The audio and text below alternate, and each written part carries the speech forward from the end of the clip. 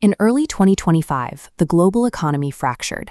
The first pressure point emerged in North America, with an aggressive pivot toward U.S. trade protectionism.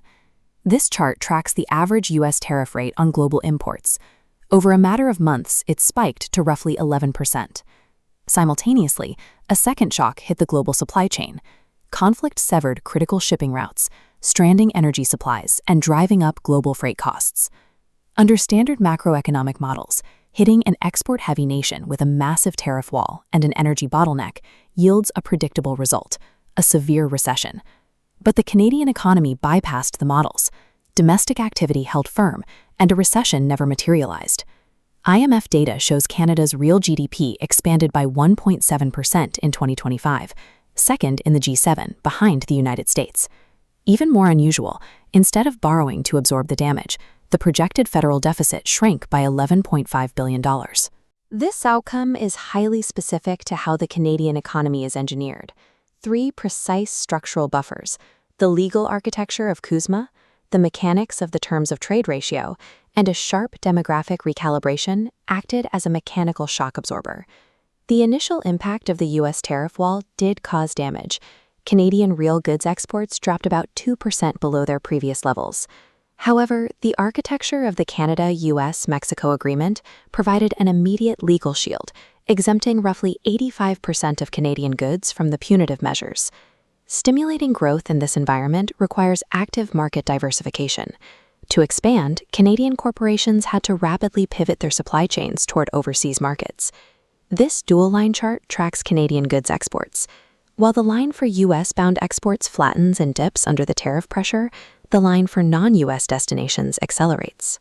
By early 2026, exports to overseas markets had jumped exactly 36.3%.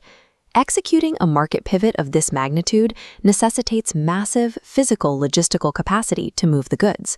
The primary enabler for this shift was the fully operational Trans-Mountain expansion. By connecting landlocked Western production to coastal tidewaters, this infrastructure allowed crude exports to Asian markets to climb from near zero to 107.1. A second logistical pillar came online simultaneously. LNG Canada Phase 1 began exporting liquefied natural gas out of British Columbia, directly capitalizing on the global demand for energy.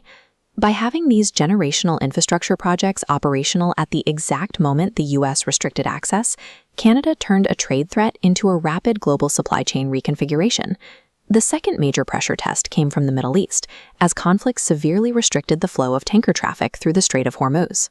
This bottleneck introduced extreme intraday volatility to the energy markets. We can see West Texas Intermediate crude futures swinging violently, pushing from $80 a barrel to near $120. To understand this impact, we must look at the terms of trade. It is a simple ratio: the prices received for exports divided by the prices paid for imports. When global oil prices spike, this numerator expands dramatically. Because Canada is a net exporter of energy, a rarity among G7 nations, this expanded ratio works heavily in its favor. Every sustained $10 increase in the price of oil pulls a massive injection of capital from the global market directly into domestic corporate profitability. As corporate revenues surge, the federal tax base automatically expands to capture a portion of that windfall. But while the state balance sheet improves, the same mechanism creates acute friction at the ground level, driving up imported inflation for consumers. Households felt this immediately. Retail gasoline prices spiked nearly 30% across the country, directly draining disposable income. To offset this, the federal government suspended the fuel excise tax, artificially lowering pump prices by up to 10 cents per liter. This created a dual-layered response. The macroeconomic structure allowed the state to harvest the global commodity windfall, while policy interventions subsidized the localized consumer drag. Beyond international trade and global energy, Canada faced a severe internal drag, a persistent deficit in housing supply. For years, the professional consensus held that the Canadian housing market was trapped in a structural deficit that construction could never outpace.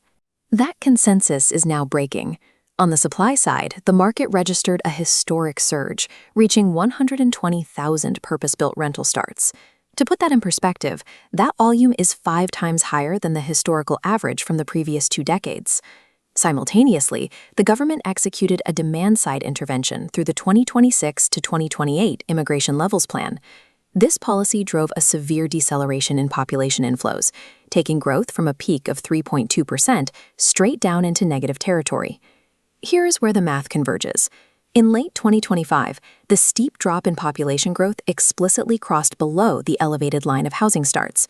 When physical supply finally overtakes demographic demand, the pricing in the rental market is forced to adjust downward. We can track this through the Rental Affordability Index.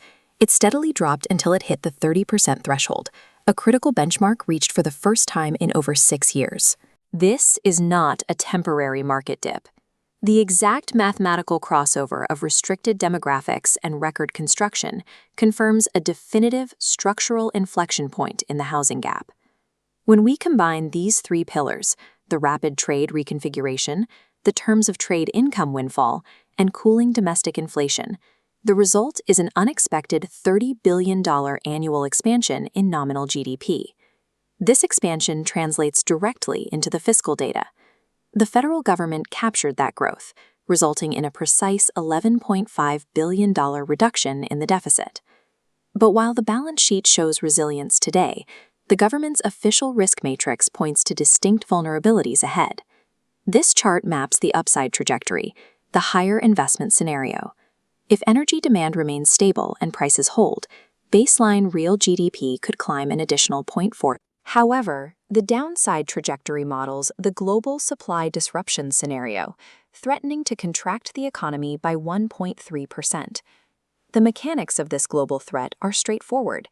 If shipping constraints persist, they will trigger systemic global inflation. Central banks will be forced to tighten monetary policy, actively crushing the global demand that Canadian exporters rely on. Canada's internal architecture and systemic buffers effectively absorbed the initial shocks of 2025, but moving forward, its macroeconomic stability remains entirely tethered to the